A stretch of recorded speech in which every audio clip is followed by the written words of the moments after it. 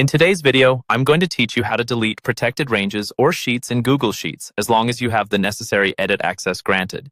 Now, you might find yourself in a situation where you need to manage or tidy up a spreadsheet, and those pesky protected ranges are in the way. Whether you're cleaning up for a presentation or streamlining a collaborative project, knowing how to delete these can be astonishingly useful. So let's dive in. First, you'll want to open the Google Sheet you're working on. You can do this by navigating to Google Sheets and selecting your desired document. It's important to ensure that you have the appropriate permissions and edit access to the sheet. Without editing access, you won't be able to proceed beyond this point. Now, once your sheet is open, you'll want to select a specific cell by clicking on it. This step ensures that the sheet is active and ready for any changes you intend to make. It might seem basic, but it's an essential step to ensure the system is responsive to your commands. Next, click on Sheet 2 or whichever sheet you are interested in deleting the protections from. This is assuming your protected range is on a different sheet.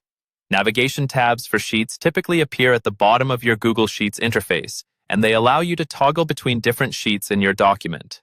Once you've selected the right sheet, it's time to look for the trash can icon. Clicking on this icon is a straightforward way to delete entire sheets or protected ranges, provided you have the necessary permissions. If you've correctly followed this guide, the icon should be visible and clickable. Upon clicking the trash can icon, a prompt will likely appear asking to confirm your action. Go ahead and click on Remove.